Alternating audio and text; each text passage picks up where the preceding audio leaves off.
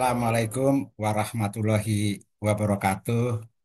Salam sejahtera untuk kita semuanya, Bapak, Ibu, teman-teman, sahabat, para kepala SKB, kepala PKBM, dan pamong belajar, serta tutor pendidikan kesetaraan dimanapun berada.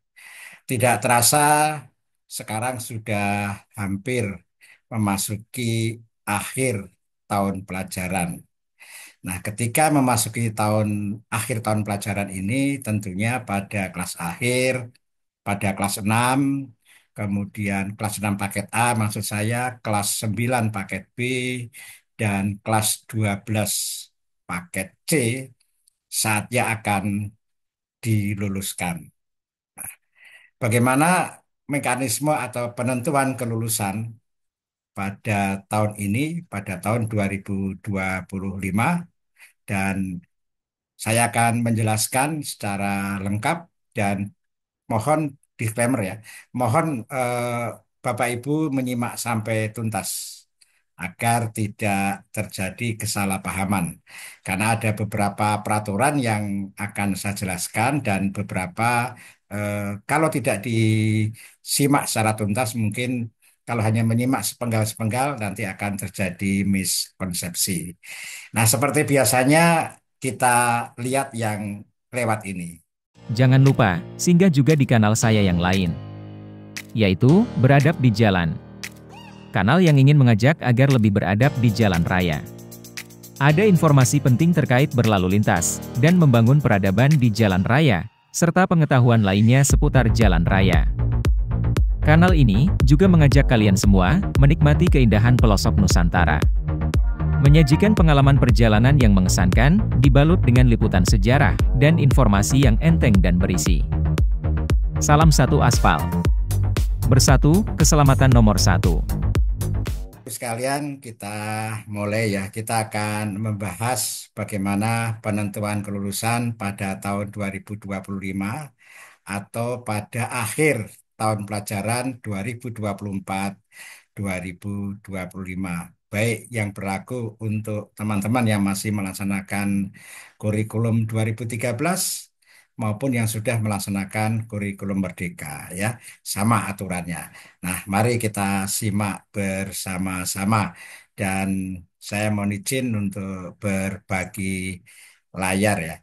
Ya, Bapak Ibu sekalian sudah tampak di layar Bapak Ibu. Ya, ini judulnya dulu ya.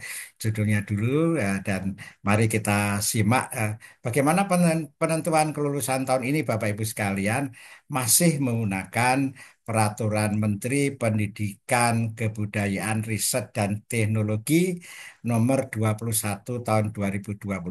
Tentang apa itu? Tentang standar penilaian PAUD, Dikdas, Dikmen ya. Ini belum diganti sampai saat ini. Tidak tahu nanti ya pada dalam waktu dekat akan diganti atau tidak. Tapi secara hukum positif yang berlaku saat ini adalah Permendikbudristek nomor 21 tahun 2022, yaitu di pasal 10 ayat 2 ya. Ini kita simak ya Bapak Ibu sekalian. Di pasal 10 ayat 2 ini disebutkan bagaimana penentuan kelulusan dari satuan pendidikan ya.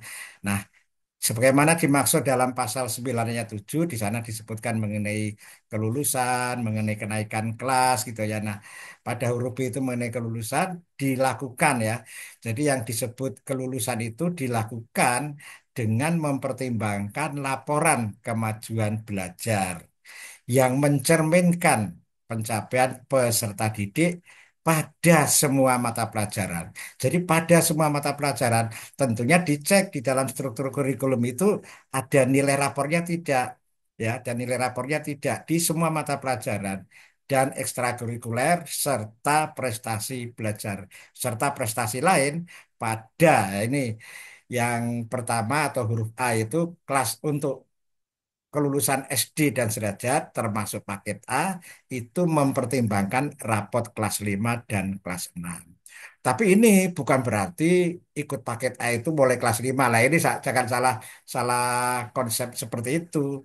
Jadi yang dimaksud dalam bahasa pasal 10 ayat 2 huruf A itu adalah untuk pertimbangan nilai untuk pertimbangan kelulusan dan nanti masuk di dalam nilai ijazah itu yang dipertimbangkan hanya rapor kelas 5 dan kelas 6.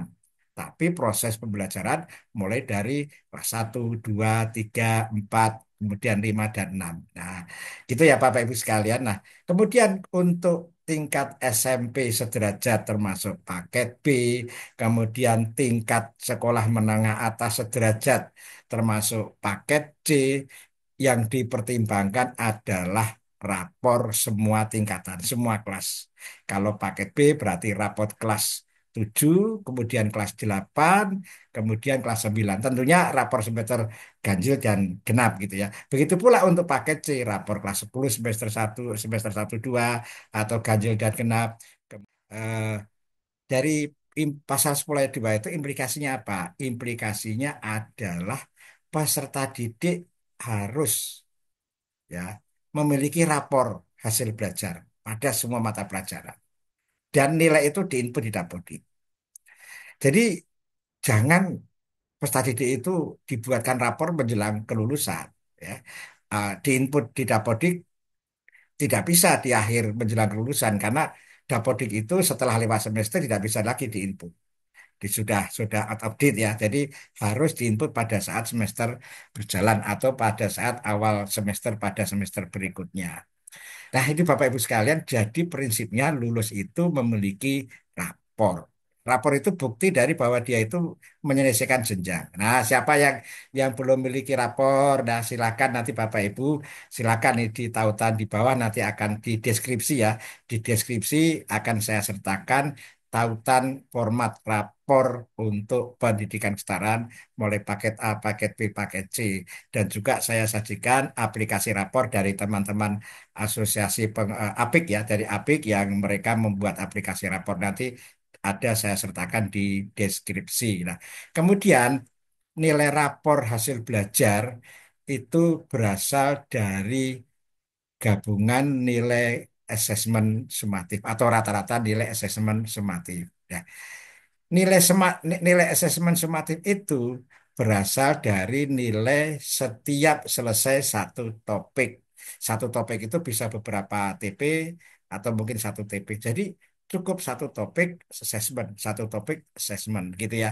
Artinya kalau kita memiliki nilai rapor yang itu merupakan rata-rata dari nilai asesmen sumatif, maka peserta didik itu bisa dipastikan mengikuti kegiatan pembelajaran baik belajar secara tatap muka maupun mandiri dan atau tutorial gitu ya. Nah, karena itulah kemudian peserta didik ini akan memiliki apa namanya rekam didik ya, akan memiliki rekam didik sejak kelas awal. Dan untuk perlu diperhatikan peserta didik non-dapodik yang mutasi tidak dari kelas awal harus memiliki bukti rapor dari sekolah asal.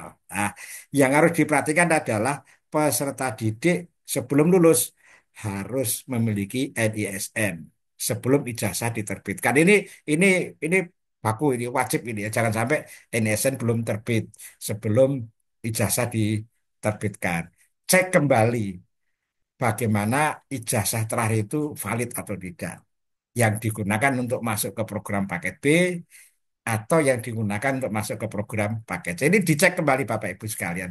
Jangan sampai setelah mau lulus ternyata ijazahnya nggak valid. Nah, ini menjadi persoalan ya Bapak Ibu sekalian. Dan tentunya mengecek ijazah itu ketika mereka masuk di sejak kelas awal Bapak Ibu sekalian. Ini Bapak Ibu mungkin bisa diperhatikan. Kalau kita lihat di dalam rumusan pasal 10 ayat 2 itu lulus itu cukup mempertimbangkan nilai rapor. Nah, ini ada penegasan ya, ada penegasan di Permendikbudristek nomor 21 tahun 2022 di pasal 13 huruf E. Bunyinya begini, ketentuan mengenai ujian yang diselenggarakan satuan pendidikan yang diatur di dalam Peraturan Menteri nomor 43 tahun 2019 tentang, jadi Peraturan Menteri 43 tahun 2019 ini tentang penyelenggaraan ujian yang diselenggarakan satuan pendidikan dan ujian nasional. Nah, ujian nasional kita sudah mengetahui sudah dicabut ya. Di Permen nomor 21 ini tahun 2022 di pasal 13 huruf E itu mencabut ketentuan mengenai ujian yang diselenggarakan oleh satuan pendidikan. Dicabut dan dinyatakan tidak berlaku lagi. Nah, ini ini menarik ini. Ini menarik ya. Nah, eh, tapi seperti apa implikasinya nanti kita lihat dengan peraturan perundangan yang lain Bapak Ibu sekalian. Nah, yang disebutkan di dalam Permen nomor 21 tahun 22 di pasal 13 huruf E itu adalah terutama pada pasal 6. Pasal 6 Permendikbudristek nomor 43 tahun 2019. Yang dimaksud itu ya. Jadi peserta didik di dalam Permen 43 tahun 19 itu di pasal 6 disebutkan peserta didik itu lulus dari satuan program pendidikan setelah menyelesaikan seluruh program pembelajaran. Kemudian memperoleh nilai sikap perilaku minimal baik dan mengikuti ujian yang diselenggarakan oleh satuan pendidikan. Nah, ini ketentuan ini yang kemudian dicabut oleh pasal 13 huruf E Permendikbudristek nomor 21 tahun 2022. Nah, tapi bagaimana eh, aplikasinya Bapak Ibu nanti kita lihat di ketentuan-ketentuan berikutnya gitu ya. Nah, Bapak Ibu sekalian ini sudah dicabut ya ketentuan ini. Nah, kemudian bagaimana kalau kita ikuti eh, Permen nomor 21 tahun 22 di pasal 10 ayat 2 ini kita bisa lihat ya di panduan pembelajaran dan asesmen pada halaman 28 dan 29 di sana disebutkan kapan melakukan asesmen sumatif. Karena kan tadi pertama di pasal 10 ayat 2 itu adalah dari nilai rapor. Nah, kemudian nilai rapor itu diperoleh dari asesmen sumatif kan begitu. Nah, kapan melakukan asesmen sumatif? Nah, tadi dalam implikasi sudah saya sebutkan dan dalam implikasi dari pasal 10 ayat 2 itu sebenarnya saya mengambil pada panduan pembelajaran dan asesmen halaman 28 dan 29. Nah, di panduan pembelajaran dan asesmen itu disebutkan dilakukan asesmen sumatif itu setelah pembelajaran berakhir. Misalnya pada akhir satu lingkup materi. Baik terdiri dari satu atau lebih tujuan pembelajaran. Jadi tidak harus akhir semester asesmen sumatif itu. Nah, di sini disebutkan juga di halaman 28 itu pada akhir semester dan pada akhir fase, khusus asesmen pada akhir semester ini, asesmen ini bersifat pilihan. Maksudnya bagaimana? Kalau pendidik, guru, tutor itu bisa melakukan asesmen selesai satu topik, asesmen sumatif akhir semester boleh tidak dilaksanakan. Nah, tapi kan biasanya peserta didik kesetaraan itu kan datangnya silih berganti gitu ya. Sehingga pada saat asesmen sumatif setelah selesai satu topik mungkin belum selesai ya. Jadi bolehlah. Nah, berarti kan ada data yang tidak cukup. Ada data yang tidak cukup dari asesmen sumatif per satu topik. Nah, sehingga di sini pendidik perlu melakukan konfirmasi ya, informasi tambahan untuk mengukur pencapaian hasil belajar peserta didik, maka dia melakukan asesmen pada akhir semester. Jadi bisa. Tapi sebaliknya jika sudah cukup, maka tidak perlu melakukan asesmen pada akhir semester. Jadi Bapak Ibu sekalian, asesmen akhir semester ini bersifat pilihan, gitu ya. Asesmen sumatif akhir semester, maaf, itu bersifat pilihan. Nah, hasil nilai sumatif itu nanti dipertimbangkan untuk kenaikan kelas, kemudian juga untuk kelulusan itu Bapak Ibu sekalian. Nah, kalau boleh kita gambarkan Bapak Ibu sekalian, itu seperti ini gambarannya. Jadi setelah selesai lingkup materi satu, lakukan asesmen sumatif satu. Kemudian masuk lingkup materi dua. Nah, lakukan asesmen sumatif dua. Kemudian masuk lingkup materi tiga, lakukan asesmen sumatif tiga. Ini Bapak Ibu boleh menyelenggarakan seperti ini. Sehingga Bapak Ibu tidak perlu mengadakan asesmen sumatif. Karena apa? Asesmen sumatif akhir semester maksud saya. Karena apa? Karena nilai semester itu merupakan gabungan dari sumatif satu, sumatif dua, sumatif tiga, dan seterusnya. Nah, itu gabungan sehingga Bapak Ibu bisa tidak perlu ujian semester, tidak perlu ujian akhir semester, itu boleh. Nah, nilai semester ini jangan lupa dimasukkan di dalam dapodik dan nanti di apa namanya dituliskan di dalam rapot gitu ya. Nah, Bagaimana kalau misalnya asesmen sumatif 1, 2, 3 tidak berjalan dengan baik dan peserta didik tidak datang pada saat asesmen atau mungkin salah satu asesmen sumatif tidak terpenuhi, nah itu berarti datanya kan tidak lengkap. Nah, Bapak Ibu bisa menyelenggarakan asesmen akhir semester gitu ya. Nah, Bapak Ibu sekalian, nilai gabungan dari setiap semester ini kemudian menjadi nilai ijazah. Ya. Kalau ini rapi, Bapak Ibu sekalian, Bapak Ibu boleh tidak mengadakan ujian akhir jenjang atau yang kita selama ini mengenal dengan ujian pendidikan setara. Tapi bagaimana? Nanti kita lihat Bapak Ibu sekalian. Jadi agar jangan terjadi miskonsepsi, ikuti terus ya penjelasannya ya. Ikuti terus, jangan jangan diputus. Nanti wah terjadi miskonsepsi nanti. Nah, Bapak Ibu sekalian, ini sekarang kita lihat. Undang-Undang Nomor 20 tahun 2003. Ya udah lama ini, undang-undangnya sudah sekitar 21 tahun yang lalu, 22 tahun yang lalu ya. Nah, ini tentang sistem pendidikan nasional. Undang-Undang Nomor 20 tahun 2003 tentang sistem pendidikan nasional. Nah, kita akan melihat di dalam pasal 61 ayat 2 mengenai ijazah ya. Di dalam pasal 61 ayat 2 di sana disebutkan ijazah diberikan kepada peserta didik sebagai pengakuan terhadap prestasi belajar dan atau penyelesaian suatu jenjang pendidikan. Nah, ini perhatikan ini setelah lulus ujian yang diselenggarakan oleh satuan pendidikan yang terakreditasi. Ini tolong ini dipahami Bapak Ibu. Setelah lulus ujian yang diselenggarakan oleh satuan pendidikan yang terakreditasi. Jadi pasal 61 ayat 2 ini mengamanatkan bahwa setelah selesai suatu jenjang pendidikan, peserta didik itu mengikuti ujian. Siapa yang menyelenggarakan? Yang menyelenggarakan adalah satuan pendidikan yang terakreditasi. Nah, dari sini Bapak Ibu sekalian, kalau kita cermati pasal 10 ayat 2 Permendikbudristek nomor 21 tahun 2022 dan juga pasal 13-nya, pasal 13 huruf E pada Permendikbudristek yang sama, ini nampaknya ada ketidakkonsistenan ya, ada ketidaksesuaian. Kalau dalam bahasa Arab tidak tegak lurus dengan undang-undang. Nah, ini maka dari itu Bapak Ibu sekalian ini kita harus hati-hati. Kita harus hati-hati dan nampaknya ini kemudian disadari, kemudian mari kita simak di dalam panduan pembelajaran dan asesmen edisi revisi pada halaman 67. Ya, kita lihat nih, kita lihat. Nah, ini Bapak Ibu jangan lupa ya. Jangan lupa ini baca baca apa namanya baca panduannya ini ya, panduan pembelajaran dan asesmen yang berwarna biru ini bisa diunduh ya Bapak Ibu sekalian di laman resmi kementerian ya, di PSKP ini ada, dan juga saya juga sudah menyertakan SID kurikulum Merdeka Pendidikan Setara itu ada apa namanya panduan ini. Nah, ini Bapak Ibu kita lihat di dalam halaman 67 ya. Di dalam halaman 67 itu tentang mekanisme kelulusan. Ah, butir pertama itu ini kan butir kedua ya. Butir pertama itu lulus itu mempertimbangkan nilai rapor. Nah, sama seperti pasal 10 ayat 2 Permendikbudristek nomor 21 tahun 2022. Nah, menariknya itu di dalam halaman 67 itu ada angka 2 ini.